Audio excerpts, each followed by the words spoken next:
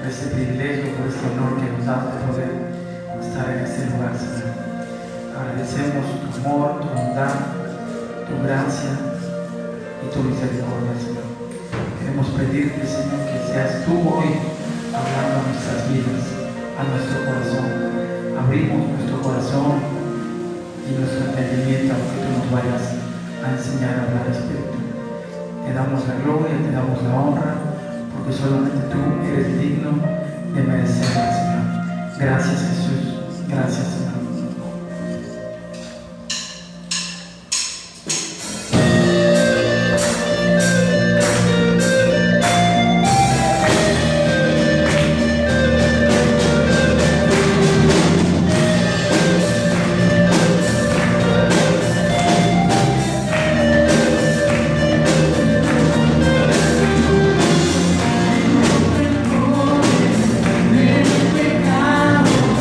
Somos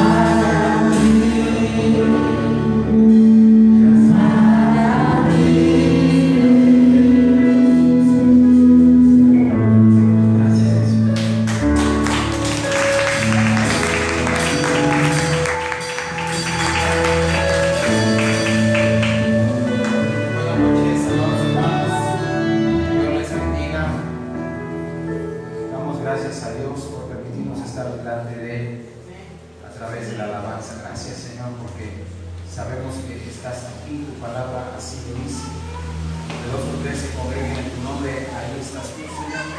Creemos en esa palabra, creemos que tú estás en este lugar. Señor, ayúdanos por medio de tu Espíritu Santo esta noche a poder leer tu palabra, Señor, y aprender de ella, Señor. Esto te lo pedimos en el nombre de nuestro Señor Jesucristo. Amén. Amén. Tome asiento, amado hermano.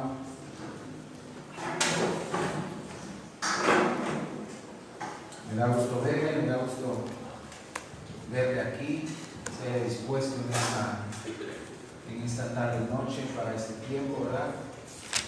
Y gracias a Dios por eso. Vamos a la lectura, amados hermanos, Evangelio según San Juan, capítulo 6. Vamos a comenzar con este capítulo 6 del Evangelio de San Juan. Acuérdense que cuando empezábamos les decía yo que Juan habla, no es que hable poco, pero Juan se centra en quién es Jesús.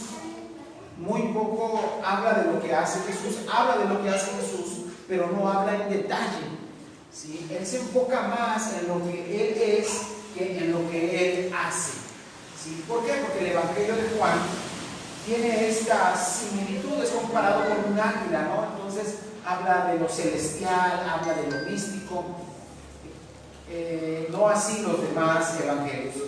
Vamos a leer entonces a partir del capítulo 1, del versículo 6, del capítulo 6, y Reina Valera tiene ahí un subtítulo, alimentación de los 5,000. ¿Sí? Dice así la palabra del Señor, ¿estamos ahí?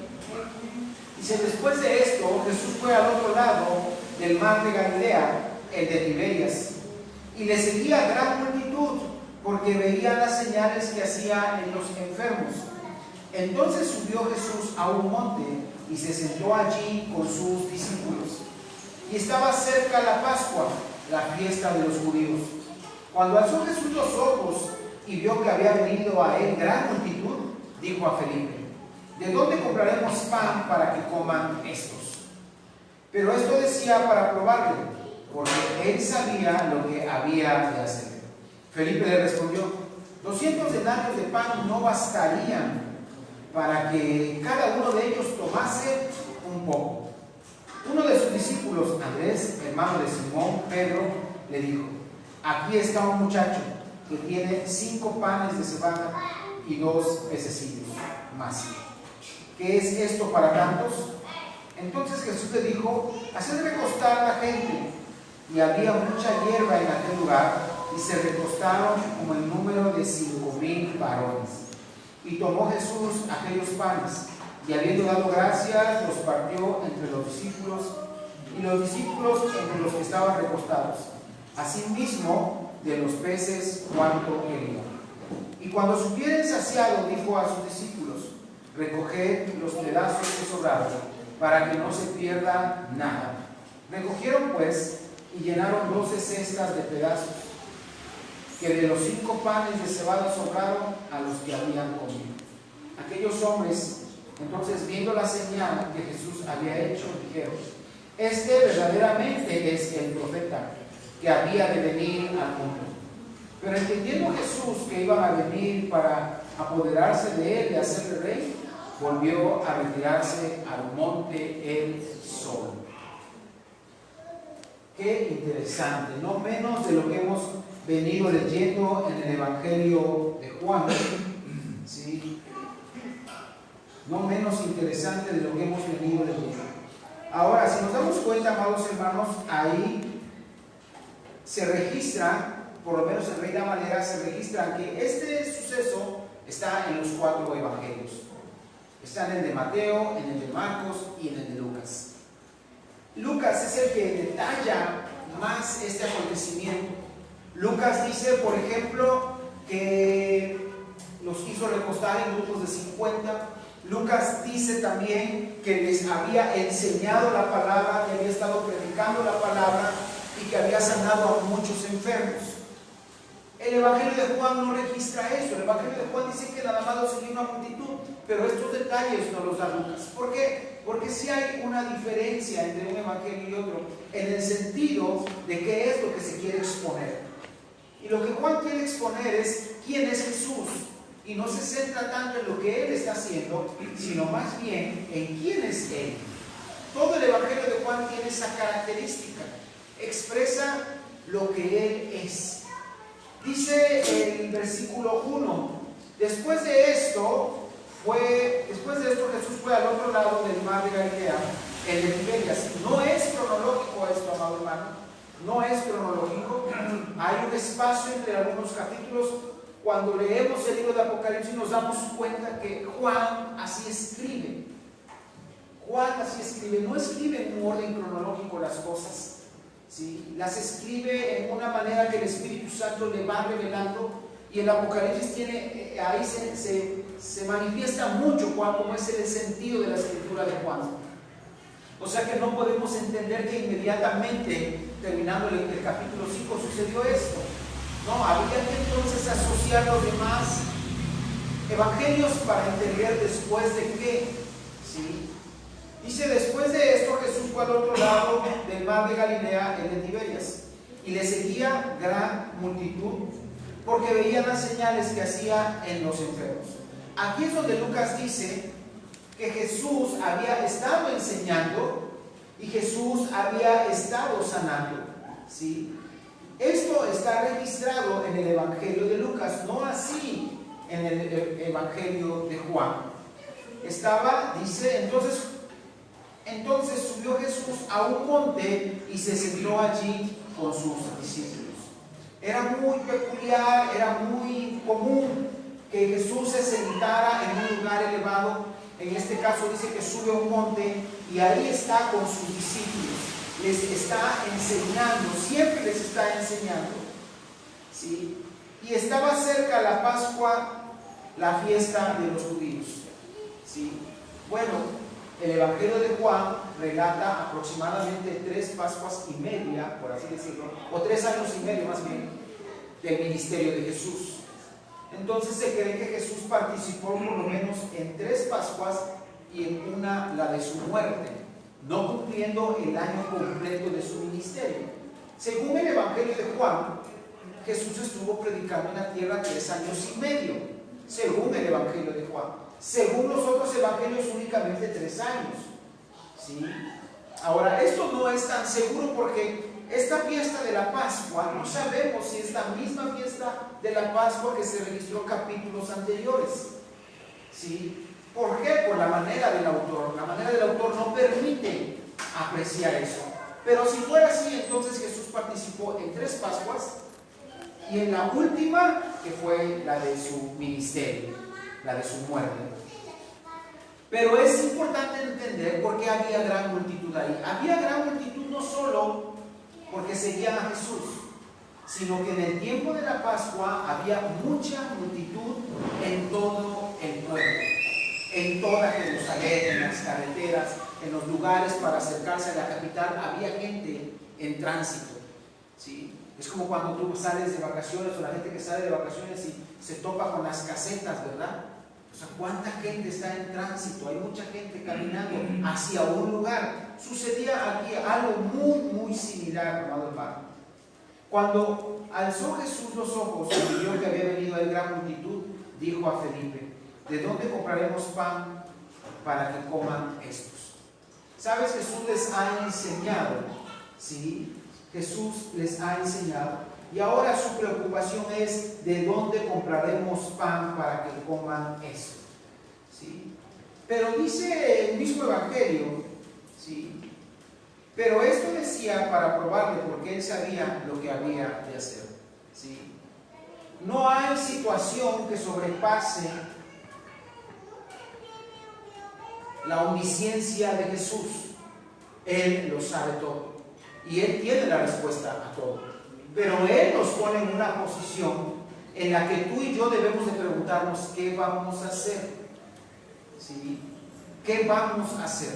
¿Sí? Dice aquí, pero esto decía para probarlo. O sea, Jesús prueba, claro que Jesús nos prueba. Jesús sabe lo que va a hacer, sabe cómo va a resolver los asuntos, pero quiere que tú hagas algo al respecto. ¿Y qué es lo que se prueba, amado hermano? ¿Qué es lo que se prueba? Más adelante vamos a ver que no es nuestra capacidad la que se prueba, sino que es nuestra fe. La Biblia dice claramente: tened por sumo gozo cuando os halléis en diversas pruebas, sabiendo que la prueba de vuestra fe produce paciencia. ¿Qué es lo que se prueba siempre entonces? La fe, amado hermano. Siempre que esté uno enfrente de una situación, uno tiene que tener claro que lo que se va a probar, amados hermanos, es la fe. Y en este caso sucede lo mismo. Jesús sabe lo que va a hacer con esta multitud. De 5,000 solo contaban a los varones, pero era una multitud enorme. Vamos a suponer que cada uno fuera con su esposa y cada uno con 3 hijos por lo menos, ¿sí? Entonces eran más de 15,000 personas. Era demasiada gente, ¿sí?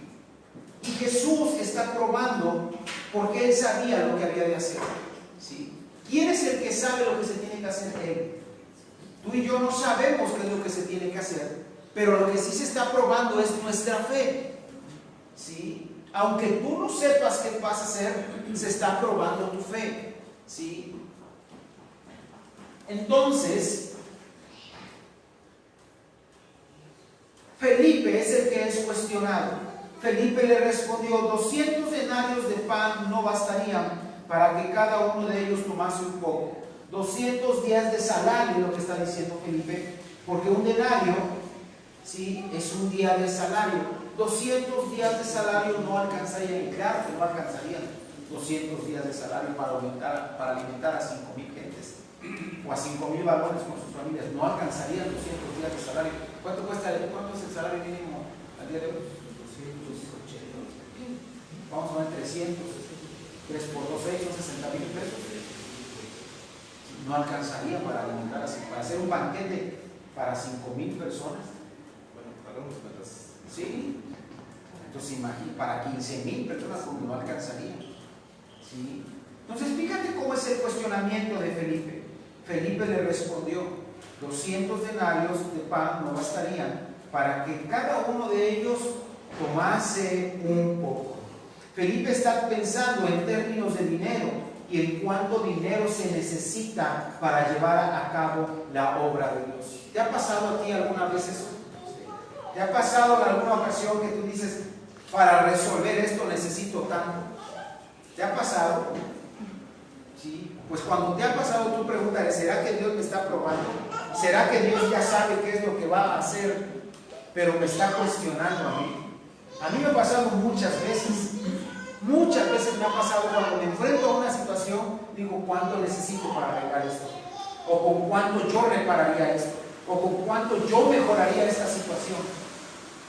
Y ese es el cuestionamiento, y eso es a donde Jesús está llevando a Felipe, ¿sí? Así es que si tú pensares que con dinero se arreglan esos asuntos, es un error. Es un error. Felipe está haciendo un cálculo como tú y yo lo hacemos. No sé si 200 denarios eran los fondos del ministerio de Jesús. No sé si 200 denarios es lo que consideró Felipe que alguien le podía prestar. ¿Sí? Porque Felipe es de esta región donde está sucediendo este milagro. No sé si Felipe conoció a un prestamista que decía: bueno, el prestamista le puede prestar hasta 200 denarios, pero no alcanzaría. No sé si eran los recursos que él tenía o el ministerio de Jesús tenía que dijera: no, pues, ¿cuánto hay en cada? Pues nomás 200 denarios. No sabemos. Lo que sí sabemos es que Felipe hizo números, hizo cálculos de un dinero, ¿sí?, que no tenía, pero que quizás consideró que podía conseguir. Y eso a mí me ha pasado muchas veces, ¿sí?, porque creo que con recursos se van a solucionar algunos asuntos. Pero no se está probando mi capacidad de hacer cálculos. No se está probando mi capacidad de hacer un análisis económico o estratégico para ver cómo resuelvo el problema. ¿Sí? Lo que se está probando es la fe. Y Jesús ya sabe lo que va a hacer. ¿Sí? Jesús ya sabe lo que va a hacer. Pero Jesús quiere probar tu fe. Amado hermano, tened por sumo gozo cuando os halléis en diversas pruebas, sabiendo que la prueba de vuestra fe produce paciencia.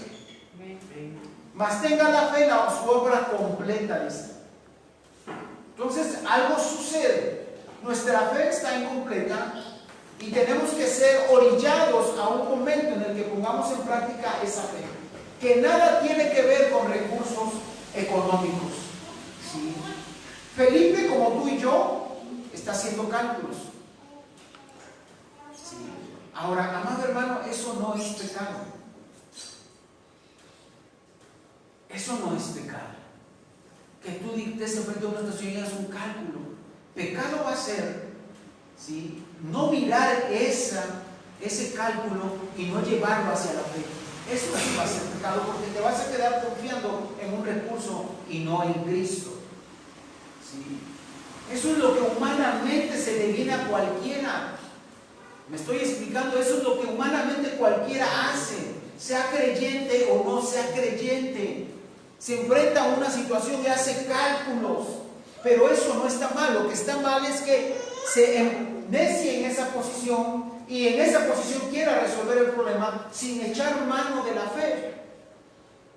Eso sí va a ser un problema, porque entonces no estaría confiando en Dios, sino que estaría confiando en los recursos, en lo material. Pero tener esos pensamientos no está mal.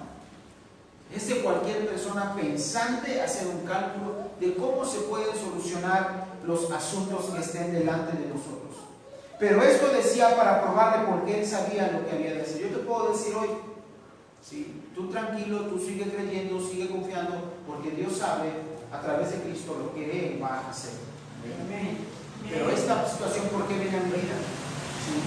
Porque se te está probando, amado hermano. Se te está probando. Se está probando eso, tu fe. ¿Sí? Felipe le respondió: 200 denarios de pan no bastarían para que cada uno de ellos tomase un poco. Felipe es aparentemente una persona muy realista y calcula con rapidez. ¿Sí? Calcula con rapidez, no hay nada de indebido en eso. Dice el versículo 8, uno de sus discípulos, Andrés, ¿sí?, hermano de Simón Pedro, le dijo: ¿sabes? Yo te voy a hacer una pregunta. Andrés le había presentado a alguien a Jesús y le había presentado a su hermano. Andrés es especialista en presentarle gente a Jesús, porque él fue el que presentó, el que hizo contacto entre Simón Pedro y Jesús. Y Andrés vuelve a hacer contacto entre un muchacho que trae 5 panes y 2 peces. Siempre se necesita alguien. Ha platicado yo el martes con las hermanas del grupo de evangelización. Ustedes no saben el impacto que tiene que tú le hables a alguien de Cristo. Tú no sabes. Nunca vas a poder calcular el tamaño del impacto que puede hacerse en una vida cuando alguien le predica a alguien del evangelio. Tú no lo vas a ver, pero hay un impacto tremendo, poderoso. Tú no sabes cómo va a cambiar la vida de esa persona, cómo va a cambiar su matrimonio, cómo va a cambiar su esposa, sus hijos, sus nietos, sus bisnietos. Tú no sabes. ¿Sí? Y Andrés está trayendo a un chamaco, a un joven, delante de Jesús porque tiene 5 panes y 2 peces. Y tú no sabes cuánto cambió la vida de este joven, porque no hay registro de eso. Pero imagínate cuánto pudo cambiar la vida de este jovencito, a causa de que uno le dijo: ven, ven, acércate. Sí, acércate. Y lo mismo hizo Andrés con su hermano Simón. Sí, se lo presentó a Jesús. Y lo mismo vuelve a hacer Andrés con este muchacho. Sí. Uno de sus discípulos, Andrés, hermano de Simón Pedro, le dijo: aquí está un muchacho, ¿sí?, que tiene 5 panes de cebada y 2 pececillos más.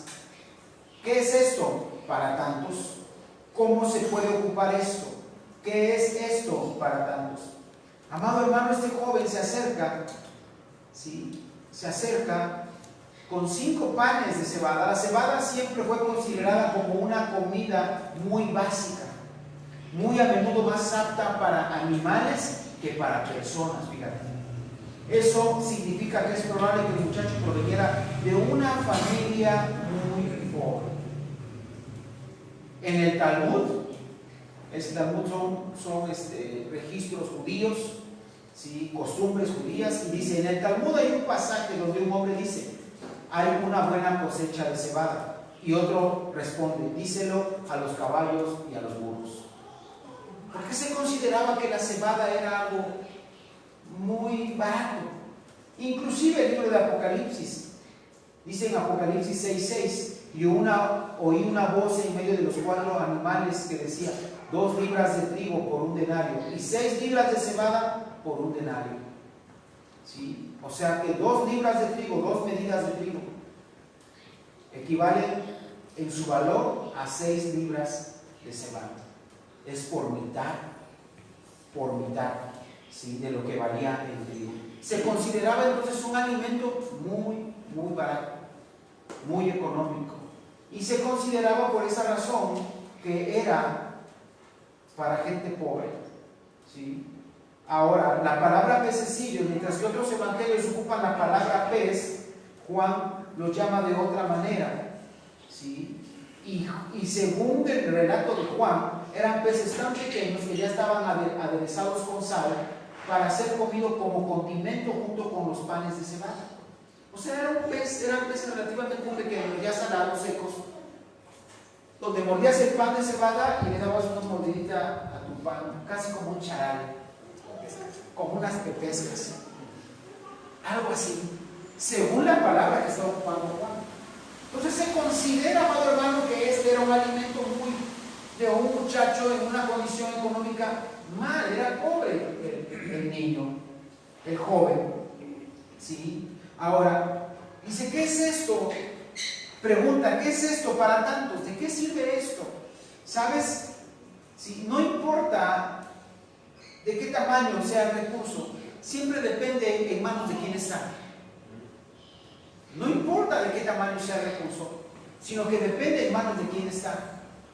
Voy a ocupar aquí un dicho que yo lo tengo muy presente, que mi suegro decía, no es bíblico, es una posición personal. Y mi suegro decía que la pólvora en manos de los tontos no explota. ¿Sí?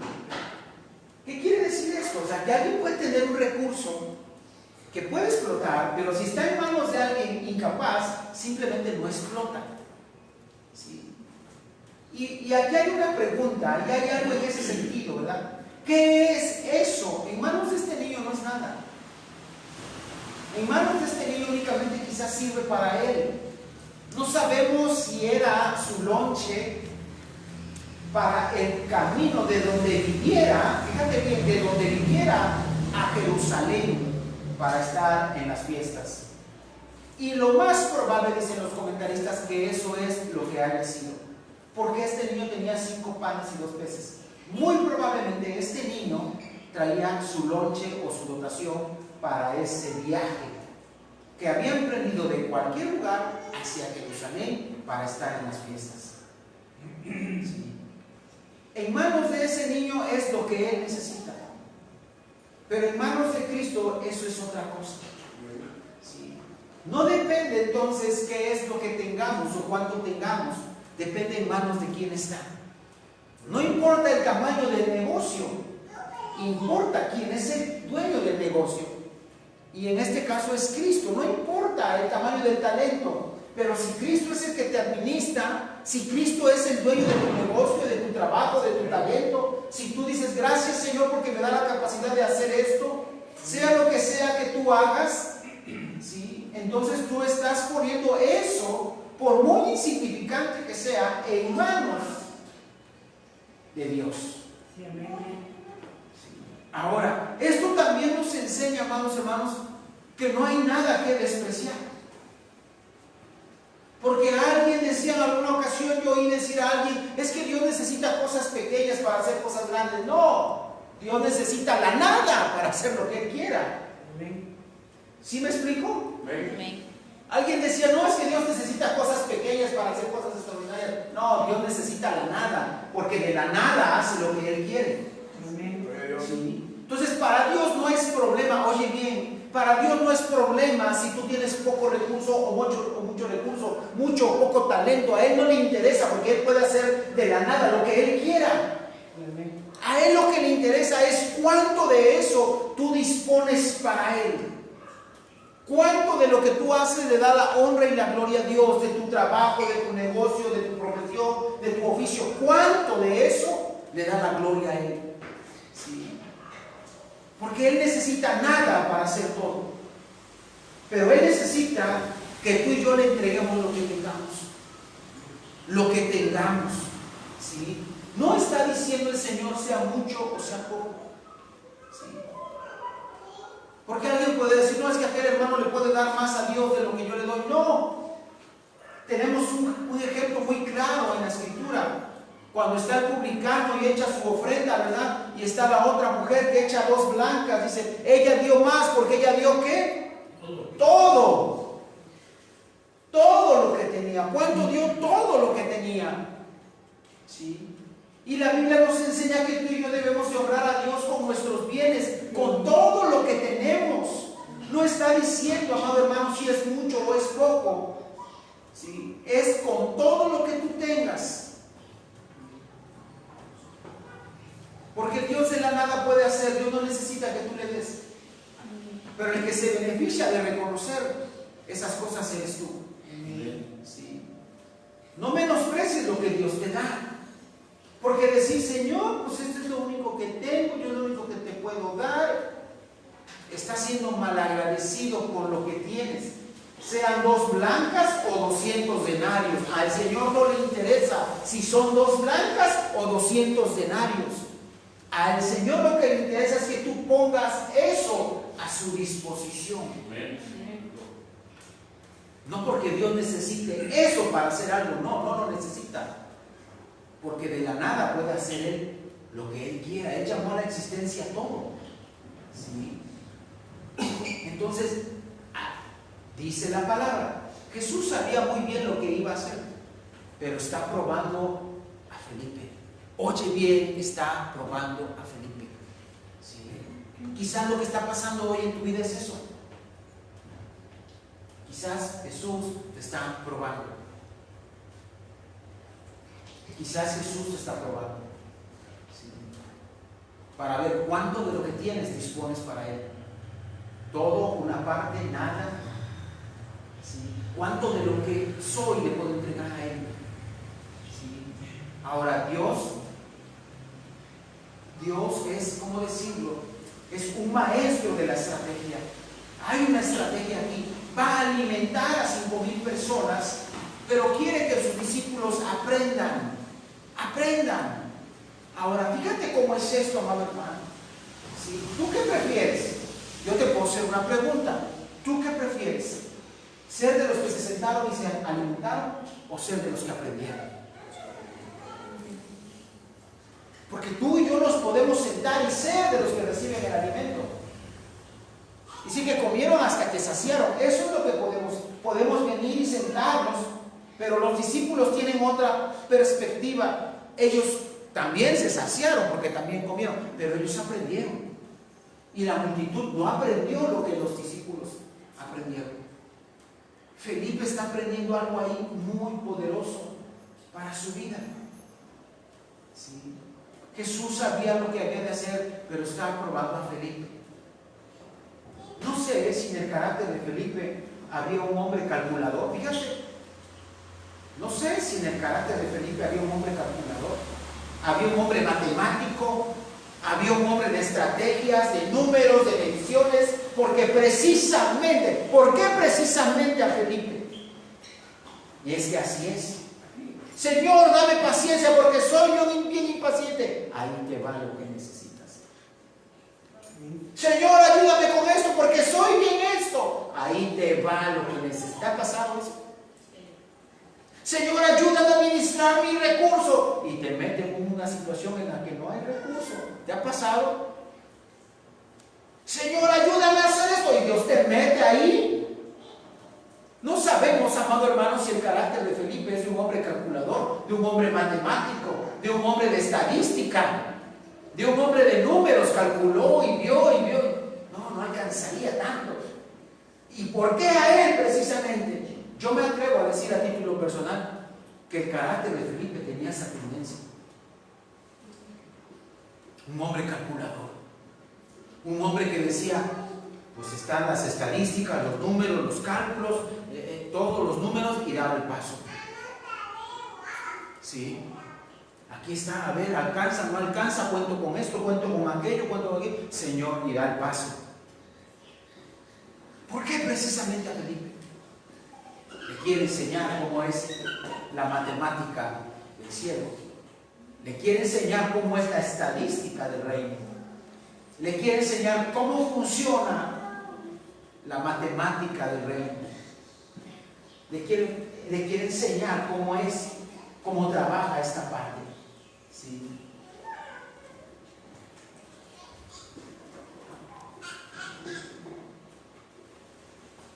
Las cosas preciables, pequeñas, no son siempre despreciables. Todo depende de las manos en que las sostengan. Todo depende de las manos en las que estén. A lo mejor tú puedes tener un chinampín, pero si truena ya la hiciste. A lo mejor puedes tener aquí un cartucho de TNT, pero si no explota, de nada sirvió.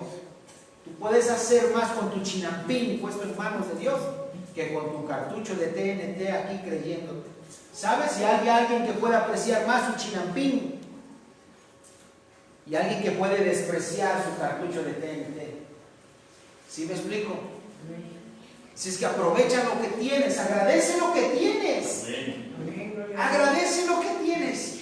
Es un pequeño negocio, un pequeño oficio, un pequeño trabajo. Agradece lo que tienes. Y ponlo en manos del Señor. Señor, esto es tuyo, te pertenece. No porque Dios necesite pequeñeces para hacer cosas grandes, no. Lo que necesita es que tú le entregues eso. Que se lo entregues.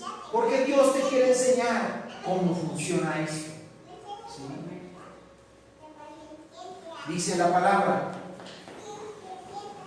Entonces Jesús dijo: hacer recostar la gente. ¿Sí? Hacer recostar la gente. Y había mucha hierba en aquel lugar, y se recostaron como el número de 5,000 varones. Eran 5,000 varones. Imagínate una multitud de 5,000 varones. No sé en qué lugar cabrían aquí, pero creo que no hay lugar para recostar a 5,000. ¿Sí? Y tomó Jesús aquellos panes, y habiendo dado gracias, los repartió entre los discípulos, y los discípulos entre los que estaban recostados, asimismo los peces y cuanto querían. Se recostaron. Jesús tomó aquellos panes, habiendo dado gracias. Jesús solo tenía, dice el comentarista, unos pocos panes y unos cuantos peces, pero estaba decidido a darle la gloria a Dios por lo que tenía. ¿Sí?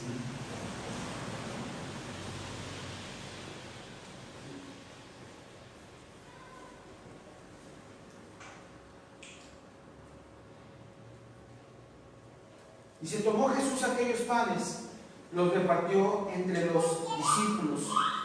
Versículo 11. Tomó Jesús aquellos panes, y habiendo dado gracias, los repartió entre los discípulos, y los discípulos entre los que estaban recostados.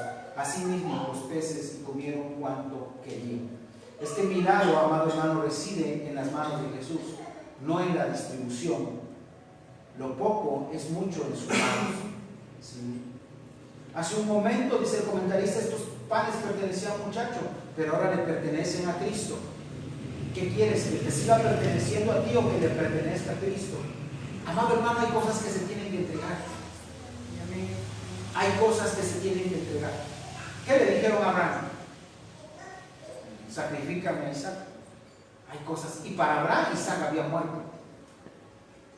Para Abraham, en su corazón, en su mente, Isaac ya había sido sacrificado, porque iba a haber un resultado. ¿Sí? ¿Sabes? Entonces la matemática del reino nos enseña que en la repartición está la multiplicación. En la repartición está la multiplicación. ¿Sí? Hay gente que le cuesta comprar un plátano porque no quiere tirar la cáscara. Se cierra su mano. Se cierra, pero aquí este milagro nos enseña que en la repartición está la multiplicación. ¿Sí? La multiplicación de la comida evidentemente no fue hecha con gran alarde de cosas. Esto es tan cierto que no se nos dice específicamente dónde sucedió la multiplicación. Parece haber sucedido mientras Jesús partía los panes y los peces. Los repartió entre los discípulos. No fueron los panes íntegros ni los multiplicados, sino las porciones partidas de ellos. ¿Sí? ¿Te das cuenta? O sea, no fueron completos, se tuvieron que partir. Porque en la repartición está la bendición. ¿Cuántos saben eso? ¿Cuántos saben eso? Te voy a decir, en la no repartición, en el egoísmo hay peligro. En el egoísmo hay peligro. Cuando tú dices para ti, hay peligro. Dice que Abraham le dijo a Lot, escoge la tierra que tú quieras. Y Lot escogió, dice que vio las llanuras y vio hacia Sodoma. ¿Hacia dónde vio? Hacia Sodoma y Gomorra. Dice que escogió para sí. ¿Para quién escogió? Para sí. ¿Pensó él en su gente? ¿Pensó él en su familia? No. Él pensó para sí mismo. Y escogió no para sí. No escogió para su familia. Si hubiera pensado en su familia, hubiera dicho, no, ahí están los campos de Sodoma y Gomorra, ¿qué voy a meter a mis hijas allá? Si hubiera pensado en los suyos, no hubiera escogido para sí. Una persona que escoge para sí misma, si cree que prospera porque agarra para sí misma, no está prosperando como debería de prosperar. Si repartiese, si escogiere, si tomare no para sí, sino para los suyos. ¿Sí? Tomó Jesús aquellos panes y habiendo dado gracia los repartió entre los discípulos, y los discípulos entre los que estaban recostados, así mismo los peces y cuanto querían. ¿Sí? Fíjate que Jesús hizo, fíjate cómo por eso te digo que la bendición está en el repartir. La bendición no está en el agarrar para ti mismo, la bendición está en la repartición. Jesús hizo no para sí la multiplicación de los panes, la hizo para la gente que estaba ahí. Yo quiero llevarte a razonar un poco. Hay otro escenario donde Jesús podía haber multiplicado panes o haber hecho panes para sí mismo y no lo hizo. ¿Dónde fue? Acuérdate. Hay una parte donde Jesús pudo haber hecho panes para Él mismo, pero no lo hizo. Y cuando tiene la oportunidad de hacerlo, no para Él, sino para otros, lo hace. Así es Dios. Así es que si a mí me gusta para mí nada más, no tengo el corazón de Cristo. Si yo veo algo y se me antoja para mí, ten cuidado. Ten cuidado. Si tú ves algo y se te antoja para ti, ten cuidado. No es que no te puedas comprar algo para ti, pero tienes que pensar en los tuyos. Jesús está en el desierto y podía haber hecho un pan para él y lo hizo. Así es el corazón de Jesús. Así es el corazón de Cristo. ¿Sí? A ver, mira los panes a las piedras que se conviertan en panes. Pudo haber hecho algo para él y en un momento de hambre que lo hizo. Y aquí tiene la oportunidad de multiplicar para él, no, para otros. Y hay una bendición ahí, hay una abundancia, hay un resultado, amado hermano.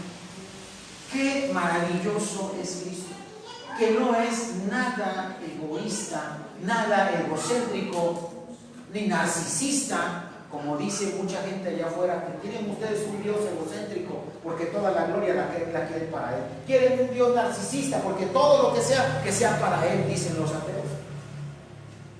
Pero vemos a Jesús en el desierto con hambre y siendo tentado por Satanás, y no convirtió las piedras en pan. Perdón, sí, las piedras en pan para Él. Y cuando tiene la oportunidad de multiplicar panes para los demás, lo hace. Así es Cristo. Así es Cristo. Sí. Cristo no piensa primeramente en Él. Sí. Y uno tiene que ir cambiando esa manera de pensar. Uno tiene que ir cambiando esa manera de pensar. Porque esta es la aritmética del reino. Esta es la aritmética del reino. ¿Sí? Dicho coloquialmente, el que reparte y comparte, le toca la mayor parte. Le queda la mejor parte. ¿Sí? Pero hay quien no, nada, ni comparte ni reparte. Nada. Si puede, para él y para nadie más. Para él. Y lo que ocupa, lo ocupa para él. y lo que se le antoja para él. Cuidado, porque ese no es un corazón que opere igual que el corazón de Cristo. ¿Sí? Esa es la aritmética del reino. En la división está la multiplicación. Todo lo contrario que dice la aritmética común. ¿Sí? Todo lo contrario, completamente opuesto. Lo contrario de la multiplicación es la división. Y aquí dice que hay que dividir para multiplicar. Y la aritmética del mundo dice no dividas, porque si dividas no multiplicas, divides. ¿Sí? Y Jesús dice divide, parte el pan, parte los peces, repártelos, dalos, y haya una bendición. ¿Quiénes recogieron las 12 cestas? Los discípulos. Los discípulos. ¿Sí? Los que se encargaron de repartir son los que se encargan de ver la bendición. Tú podrías pensar, y yo podría pensar, no tengo necesidad de eso porque me está yendo bien. Pues te podría ir mejor si repartieras. ¿Sí? Si repartieras te podría ir mejor.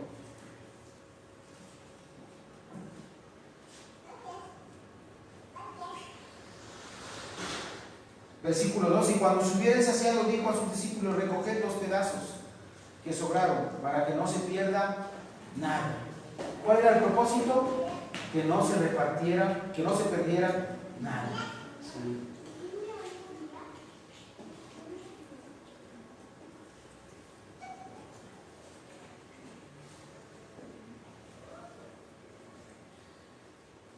Dice el comentarista: Jesús les demostró, fíjate, el carácter dadivoso de Dios. Dios es dadivoso, claro que sí.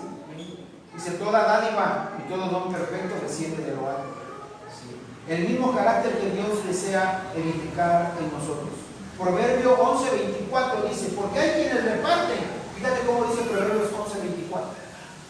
Hay quienes reparten y les es añadido más. Y hay quienes son escasos más de lo que es justo. ¿Qué quiere decir ser escaso más de lo que es justo? Es que tú podrías dar 20 pesos, pero das 10.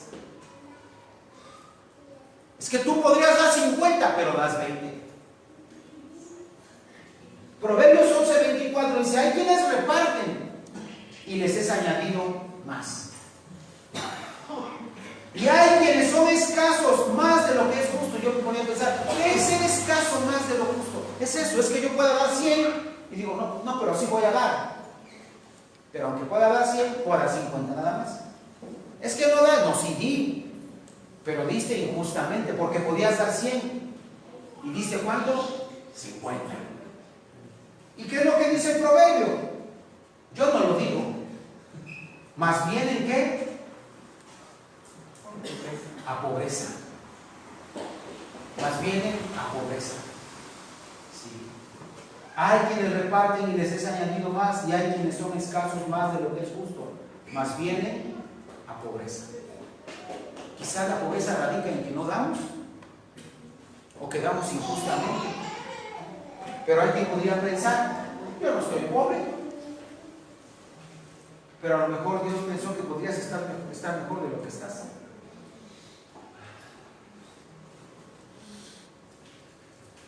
Y no estamos hablando de prosperidad, porque si habláramos de prosperidad, entonces tendríamos que hablar de disciplina, de ética, de responsabilidades, porque hay lugares donde se habla de prosperidad, pero no se habla de ética, de responsabilidad, de disciplina. Un día vamos a hablar de prosperidad aquí, pero cuando hablemos de prosperidad vamos a hablar de pereza, de flojera. ¿Sí? Como decía Pedro Infante, no es que sea malo, es que es maleta.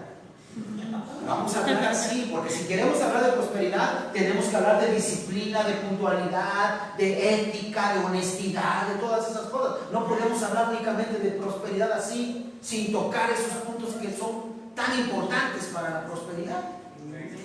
¿Sí?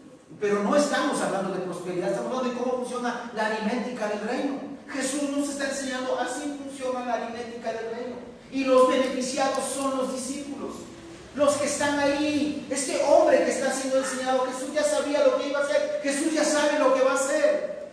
Y lo que te está pasando quizás es porque ahí es precisamente donde está tratando Cristo, específicamente en ese carácter tuyo está tratando.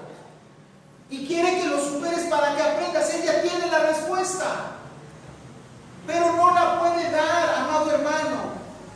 ¿Sí? Ahora, la bendición viene después de la obediencia. No hay bendición si no hay obediencia. No hay prosperidad. No hay multiplicación si no hay obediencia. Síguense de 50 en 50. Da gracias, parte los panes y les dice a los discípulos, repártanlos. Imagínate a los discípulos, no, que cada quien pase por el suyo. Son 5,000. ¿Cuántos discípulos iban? No sé si tú has pensado en eso. 12 personas repartiéndole a más de 15,000 gentes. Porque la Biblia es clara que los discípulos fueron los que repartieron el pan. Imagínate a los discípulos ahí. ¡Ah, su Jesús! ¿Cuánto vamos a acabar? No inventes, son muchos.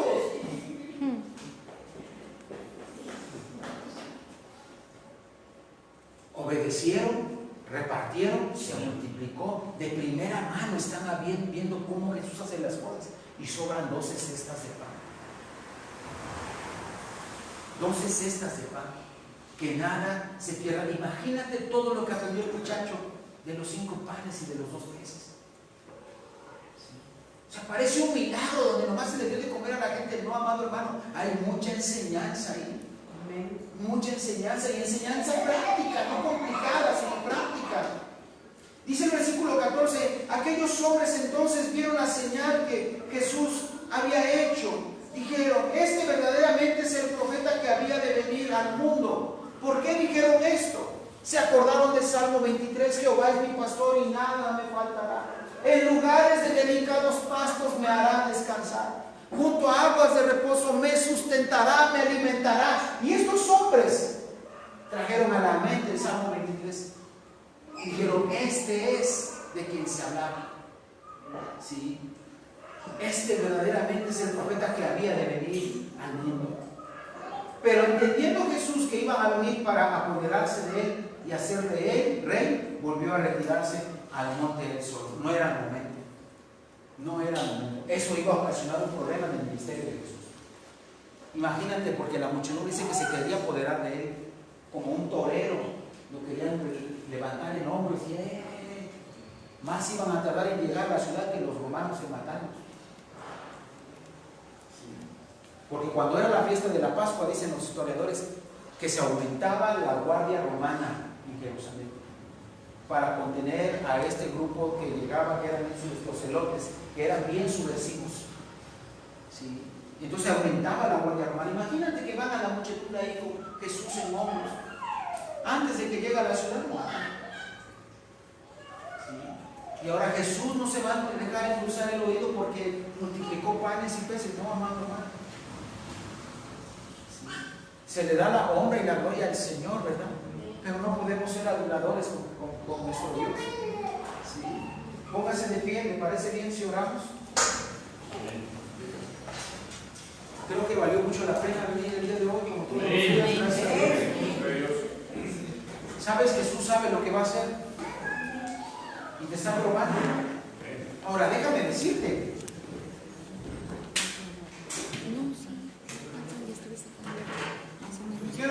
Quiero abonar a esto que estamos compartiendo. Sí. A lo mejor estás pasando por una situación X que sea, ¿no? Y Jesús sabe lo que va a hacer, pero Jesús te está probando. Yo voy a decirte algo más. ¿Qué privilegio es? ¿Qué privilegio es que el Señor te pruebe? Es un privilegio que Dios te pruebe. No es que no te quiera, no es que no te ame, es todo lo contrario. Porque si no te sometiera a pruebas o a dificultades, podrías pensar que estás alejado de Él entonces. Que no estás en su mirada, que no estás en sus pensamientos, que no estás en sus planes. Pero cuando Él te prueba, amado hermano, es una bendición que Dios nos prueba. Es una bendición porque Él está tratando con nuestro carácter. Es una bendición que Dios que permita que cosas pasen en nuestra vida porque quiere cambiar algo de nuestra personalidad.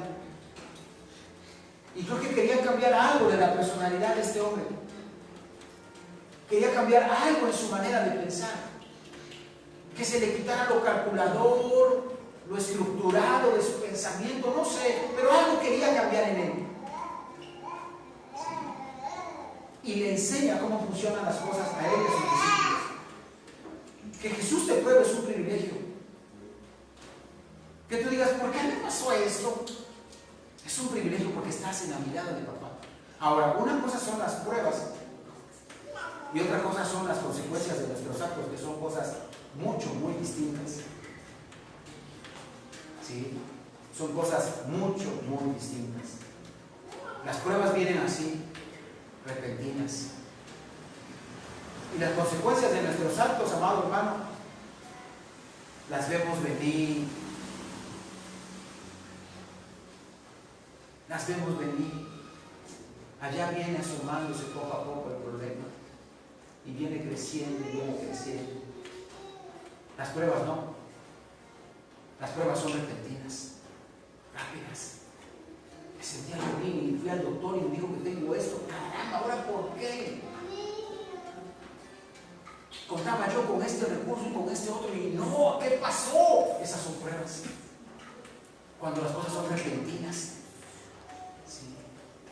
Las otras no, los problemas nadie cae de la noche a la mañana. Vienen saliendo poco a poco. Sí. Esas son las consecuencias de nuestros actos. Pero las pruebas vienen rápido. Pero es un privilegio que Dios te pruebe. Es un privilegio que Dios te quiera someter tu carácter, tu personalidad, tu manera de proceder. Porque, ¿sabes? No le gusta como es. No le gusta como soy.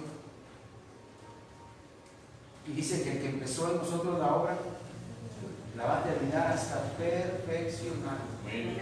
No le gusta como soy. Sí.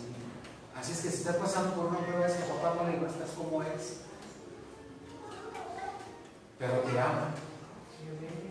Te ama. Y Él ya sabe lo que va a hacer. Está esperando ver cómo tú reaccionas. Cómo tú procedes. ¿Qué de tu carácter se queda atrás? ¿Y qué de tu fe crece? ¿Qué de tu manera de pensar se queda en esa prueba ahí? Sepultada. ¿Y qué de tu personalidad nace en ti nuevamente? Porque cuando pasas por una prueba, algo de uno cambia y nace en uno algo que uno no tenía. Y puedes voltear para atrás y ves como una parte de lo que tú eras el que no entra en la prueba. Ahí se murió. Sí. Y es un privilegio saber que Dios te está probando porque te ama. Porque te ama, porque te quiere enseñar. Sí. No sabemos cuánto duró el ministerio de Felipe, pero lo vemos hasta con el etíope. Creo que hasta ahí lo podemos ver más o menos, hasta ahí podemos, pero no sabemos cuánto pasó. Pero estos hombres fueron entrenados para morir por el Señor, para morir por Cristo. Fueron adoctrinados de una manera tan poderosa que su propia vida no les interesaba, porque estaban capacitados para la eternidad. La prueba tiene un propósito, y es que en esta vida aprendas algo. Pero el verdadero resultado de la prueba, amado hermano, creo que es para la eternidad. Creo que Dios quiere hacer algo en tu carácter para tu eternidad. ¿Oramos? ¿Me ayudas? ¿Cómo mientras los hermanos toman una alabanza? Levantamos una ofrenda y oramos.